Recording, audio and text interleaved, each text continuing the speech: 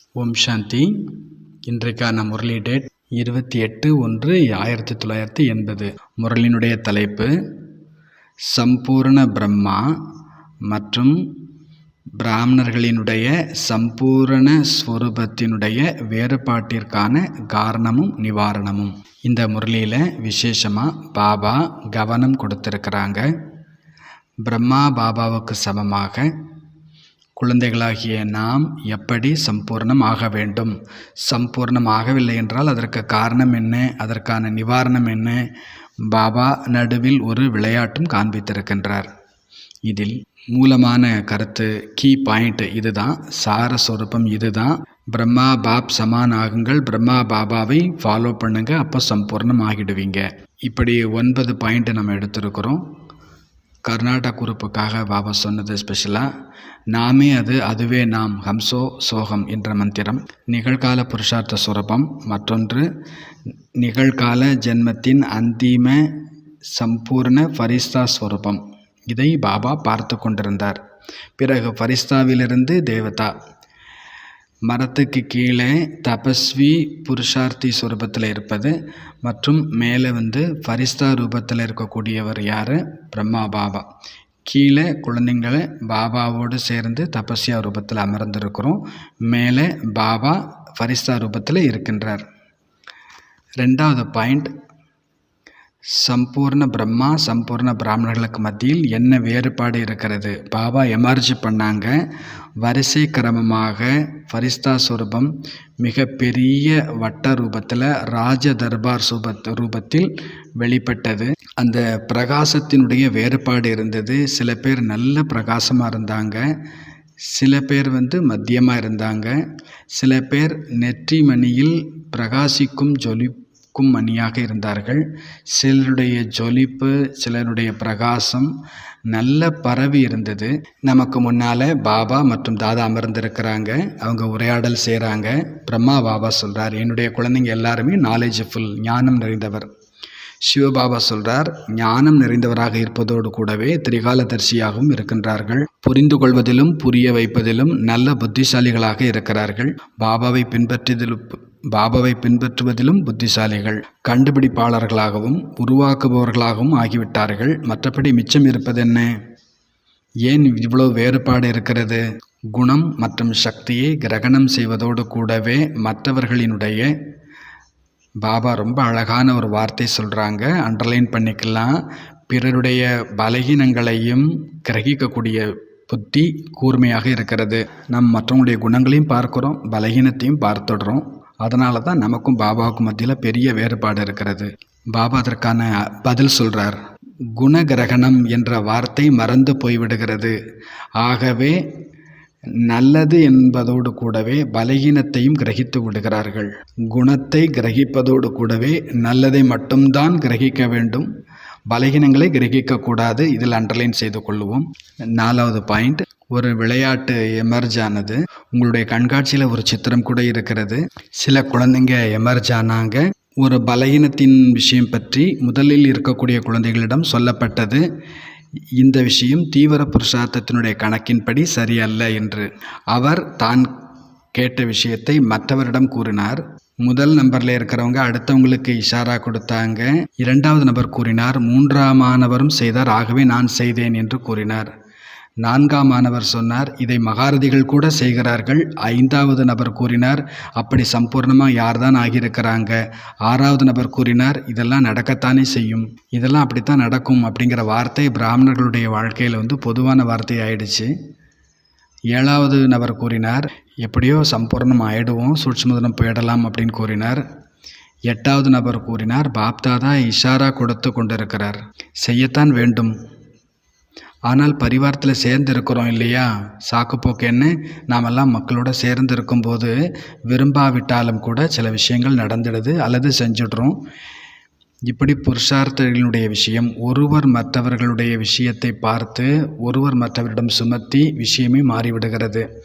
இப்படி ஒரு ப்ராக்டிக்கலான விளையாட்டு நிகழ்காலத்தில் நிறைய நடக்குது. ஆகவே லட்சியம் மற்றும் லட்சணத்திற்கு மத்தியில் மிகப்பெரிய வேறுபாடு ஏற்பட்டு விடுகிறது. இந்த சமஸ்காரத்தினுடைய காரணத்தினால்தான் சம்பூர்ணத்தின் சமஸ்காரம் இன்னும் எமர்ஜ் ஆகாமல் இருக்கிறது. இதை பற்றி ஒரு ஆக்டிவிட்டி நடத்தப்பட்டது. ஒருவரிடம் ஒரு செய்தி சொல்கிறோம், அது நிறைய பேர்கிட்ட சுற்றி வரும்போது கடைசியில் அது வேறொரு செய்தியாக மாறிவிடுகிறது. இந்த ஆக்டிவிட்டியினுடைய நோக்கமே என்னென்னா, பிறருடைய பலகீனத்தை நாம் பரப்பும் பொழுது அதில் கரம் மசாலாலாம் தடவி நாம் சொல்கிறோம்.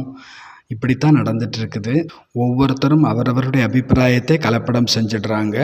அதனால தான் கீதை கூட மாறிடுச்சு. துவாபரத்துலேருந்து ஒருத்தட்டேருந்து இன்னொருத்தட்ட போகும் பொழுது அது எங்கிருந்து என்னவாகி விட்டது. பிரம்மாவோடைய ஹிஸ்ட்ரி படிச்சிருப்போம்.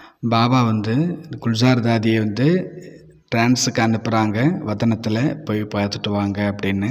அங்கே கீழே பிரம்மா பாபா இருந்தது போலவே மேலேயும் ஒரு பிரம்மா இருந்தார். கூறுறாங்க குல்சார் தாதி, பாபா உங்களை நான் அங்கே பார்த்தேன் என்று தாதிஜி சொல்கிறாங்க. அவர் யாருன்னு கேட்டிங்களா அப்படின்னு பாபா கேட்டாங்க. கேட்கலன்னு சொன்னாங்க. போய் கேட்டுட்டு வாங்கன்னு பாபா திரும்பவும் தாதியை வதனத்துக்கு அனுப்புகிறாங்க.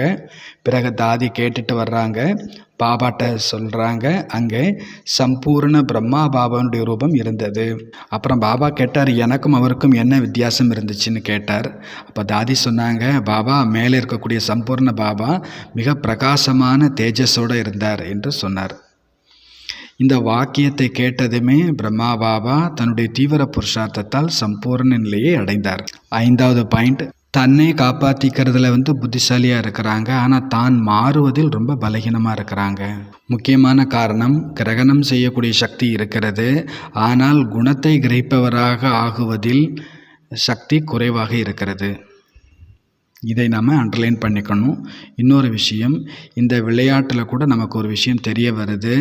தன்னுடைய பலகீனங்களை மற்றவர்கள் மீது போட்டுடுறோம், ஆனால் தன்னுடைய குறைகளை உணர்ந்து தன்னை மாற்றிக்கொள்ள வேண்டும். ஆகவே பாபா கூட சொல்கிறாங்க, குழந்தைங்க நாலேஜ்ஃபுல்லாகவும் இருக்கிறாங்க, ஆனால் தன்னை மாற்றிக்கொள்வதில் ரொம்ப குறைவான ஆற்றலுடையவர்களாக இருக்கிறாங்க. ஆகவே நாம் என்ன செய்யணும்? எல்லாவற்றிலும் மிக நல்ல விஷயம், மாற்றம் அடைய வேண்டுமென்றால் ஒன்று, தினசரி ஏகாந்தத்தில் அமர்ந்து தனக்குத்தானே தனிமையில் உரையாட வேண்டும். ஏ ஆத்மா, உனக்கு என்ன வேண்டும்? இங்கே வந்த பிறகு கூட நான் இன்னும் தேகத்தின் சம்பந்த விஷயங்களை நான் நினைச்சிட்ருக்கிறேன், இன்னும் பழைய சம்ஸ்காரம் உள்ளே இருக்கிறது என்றால் அதில் என்ன பொருள் இருக்கிறது? எந்த ஒரு விஷயம் என்னை சம்பூர்ணமாக்குவதில் தடையாக இருக்கிறது? 2வது விஷயம், ஏகாந்தத்தில் இயற்கையோடு சேர்ந்து தனக்குத்தானே உரையாடல் செய்யுங்கள். எதுவரை தபஸ்யா இல்லையோ அதுவரை நமக்குள்ளே பரிவர்த்தனை ஏற்பட முடியாது. தனக்குத்தானே ஏகாந்தத்தில் ஒரு முறை நாம் இப்போ உரையாடல் செய்தோம்னா புரிய வரும். இங்கே வந்த பிறகு நாம் இன்னும் அதே வாழ்க்கையை வாழ்ந்துட்டுருக்குறோன்னா அது நல்லதில்லை. கொஞ்சம் லட்சியம் வைங்க. 6வது பாயிண்ட், பிரத்யக்ஷம் ஆகுவதில் ஏன் நேரமாகுது? அதற்கான காரணம், சுயத்திற்கான சுய சிந்தனை, பிறருக்காக சுப சிந்தனை. சுய சிந்தனை என்றால் அர்த்தம் ஞான சிந்தனை சக்தி, சுப சிந்தனை என்றால் சேவையின் சக்தி. சொல்லின் சேவைக்கு முன்பாக சுப சிந்தனையாளராக பாவனை மூலமாக பூமியை தயார் செய்ய வேண்டும். இல்லையெனில் சொல்லினுடைய சேவை கூட நல்ல பலனை தர முடியாது. எந்த ஒரு சென்டரை நம்ம புதுசாக தொடங்க போகிறோம் அப்படின்னாலுமே கூட நாம் அந்த இடத்தை எமர்ஜி செய்து அமிர்த வேலையில் தினசரி 10 நிமிஷம் 5 நிமிஷம் அந்த இடத்தை எமர்ஜி செய்து சக்தி கொடுக்கணும். அதை நம்ம செய்கிறோம் இல்லையா? 11 விதமான சகாஸ் பற்றி கூட நம்ம கேட்டிருக்கிறோம். எந்த ஒரு வேலை செய்தாலும் சரி, முதல்ல சக்தி நம்ம கொடுக்கணும். அதை நிறைய காரியங்கள் செய்து எந்த ஒரு தடையாக இருந்தாலும் சரி, நம்ம டெய்லி 2 நிமிஷம் 5 நிமிஷம் அதுக்கு சக்தி கொடுத்தோம்னா அந்த தடை விலகி போயிடும். சுப சிந்தனையாளராக இருக்கக்கூடிய பாவனை ஆத்மாவில் கிரகணிக்கும் சக்தியை அதிகப்படுத்துகிறது, மாணவர்களை அதிகரிக்கிறது. இதன் மூலம் சொல்லின் சேவை மிக சகஜமாக வெற்றியுடையதாக ஆகிவிடுகிறது. சுய சிந்தனையுடையவர்கள் சதா மாயா புருஃபாக இருக்கிறார்கள். யாருடைய பலகீனங்களையும் உள்ளே நுழைய விடாமல் ஆக்கிக்கொள்கிறார். எந்த மனிதன் பொருளினுடைய கவர்ச்சிகளிலிருந்தும் விடுபட்டவர்களாக இருக்கிறார். ஆகவே இன்னொரு காரணம் நிவாரணத்தின் ரூபத்தில் பாபா கூறுகிறார், சுப சிந்தனையாளராகுங்கள், சுய சிந்தனையாளராகுங்கள். மற்றவர்களை பார்க்காதீர்கள், தன்னை பாருங்கள். புருஷார்த்திகளாகிய உங்கள் அனைவருடைய ஸ்லோகன் என்ன? என்னை பார்த்து மற்றவர்கள் செய்வார்கள். இந்த ஒரு ஸ்லோகன் கூட தினசரி ஒரு 2 முறை 3 முறை நினைவு செய்தால் கூட நம்முடைய கர்மா சிரேஷ்டமாகிவிடும். அடுத்தவங்களை பார்த்து நான் செய்வேன் அப்படி இருக்க வேண்டாம். கேட்டிங்களா என்ன உரையாடல் நடந்தது என்று? நம்பர் 1 ஆகுவதற்கான சகஜமான சாதனம், ஒவ்வொருவரும் தன்னைத்தானே பாருங்கள். நான் எந்த செக்ஷனில் இருக்கிறேன்? பாபா மாலை உருவாக்கிட்டு இருந்தாங்க. நம்பர் 1ல் 8 பேர் இருந்தாங்க. நம்பர் 2 2வது நம்பரில் 100 பேர் இருந்தாங்க. 3வது நம்பர் 16,000 பேர். நம்பர் 1ல் வர்றதுக்கு சகஜமான சாதனம், நம்பர் 1ல் வரக்கூடிய பிரம்மா பாபாவை மட்டுமே பாருங்கள். பார்க்கறதில் நீங்கள் எல்லோரும் புத்திசாலி தானே. அநேக பேரை பார்க்கறதுக்கு பதிலாக ஒருவரை பாருங்கள்.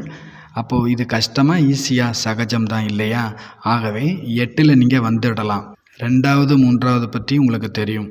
8வது பாயிண்ட், வேறுபாட்டை நீக்கிவிடுங்கள். பாக்கியத்தை பெறுவதில் நீங்கள் எப்படி தன்னை முன்னிறுத்திக் கொள்கிறீர்களோ அதே போலவே தியாகம் செய்வதிலும் தன்னை முன்னிறுத்திக் கொள்ளுங்கள். நான் என்று முதலில் தியாகத்தை நான் செய்யும் பொழுது பாக்கியத்தினுடைய மாலை எல்லாருடைய கழுத்திலும் விழுந்துவிடும். உங்களுடைய சம்பூர்ண ரூபம் மாலையை எடுத்துக்கொண்டு புருஷார்த்திகளாகிய உங்களுடைய கழுத்தில் போடுவதற்காக நெருக்கத்தில் வந்து கொண்டிருக்கிறது. ஒரு முறை அந்த காட்சியை நீங்கள் எமர்ஜி பண்ணுங்க. 5 தத்துவங்களும் 5 விகாரங்களும் மாலையை ரெடியாக்கி கொண்டு நின்று கொண்டு இருக்கிறது. நாம சம்பூர்ண நிலை அடைந்தால் தான் அது மாலை போடும். நெருக்கத்தில் வந்து கொண்டிருக்கிறது. வேறுபாட்டை அழித்து விடுங்கள். ஒரு மந்திரத்தை பக்கா செய்துக்கோங்க.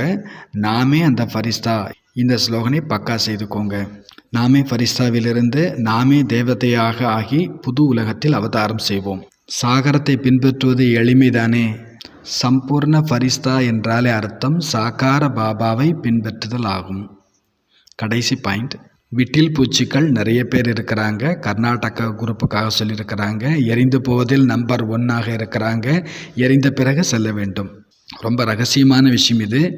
எரிந்து விட்ட பிறகு செல்ல வேண்டும். இது எப்படி நடக்குது? எரிந்த பிறகு செல்ல வேண்டும் அப்படின்னா என்ன அர்த்தம்? உள்ளுக்குள்ளே இருக்கக்கூடிய பலகீனங்கள் நீங்கி விட வேண்டும். முதலில் இங்கே நம்ம வந்ததுமே முதல்ல நம்ம செய்த விஷயம் என்ன? மனதினால் நாம் முற்றிலுமாக இறந்து போனவர் ஆகிவிட்டோம். அதாவது நாம் மனதினால் பழைய உலகத்திலிருந்து முற்றிலும் இறந்து விட்டோம். பழைய சுபாவத்திலிருந்து இறந்து விட்டோம். அதனால் மனதின் மூலமாக நம்ம ஆரோக்கியம் உடையவர் ஆகிவிடுகிறோம். கர்நாடகாவை சேர்ந்தவங்க விட்டில் பூச்சியாகி பலியாகுவதில் நல்ல புத்திசாலிகளாக இருக்கிறாங்க. எரிந்து போவதிலும் நம்பர் 1ஆக இருக்கிறாங்க. பலியாகுவதில் நல்ல புத்திசாலியாக இருக்கிறாங்க. அதாவது பலவீனங்களெல்லாம் கூட எரிச்சிடுறாங்க. எரிச்சிட்டு முன்னேறும் பொழுது நாள் செல்ல செல்ல ஒருவர் மற்றவரை பார்க்க ஆரம்பிச்சிடுறோம். நிறைய துணை கதைகளை பார்க்க ஆரம்பிச்சிடுறோம். புருஷார்த்தம் செய்துட்ருக்குறோம். நம்ம அண்டர்லைன் பண்ண வேண்டிய விஷயம் இது தான். நான் என்ன செய்ய வேண்டும்? பாபா எனக்கு என்ன ஸ்ரீமத்து கொடுத்துருக்கிறார்? இது மறந்து போயிடுது. மற்றவர்களை பார்ப்பதின் காரணமாக நம்முடைய புருஷார்த்தம் தொய்வடைகிறதுக்கு வாய்ப்பு நிறைய இருக்குது. ஆகவே நம்முடைய லட்சியத்தை அடைவதற்கான விதி, தன்னை பாருங்க, பிரம்மா பாபாவை பாருங்க, தாதிகளுடைய வாழ்க்கை சரித்திரத்தை பாருங்க. தாதிகள் தன்னுடைய ஒவ்வொரு நேரத்தை, எனர்ஜியை எப்படி வெற்றியுடையதாக ஆக்கினாங்க. அப்படி உண்மையிலேயே நான் இங்கு வந்த பிறகு, பிரம்மா குமார் ஆன பிறகு எனக்குள்ளே என்ன மாற்றங்கள் வந்திருக்கின்றன?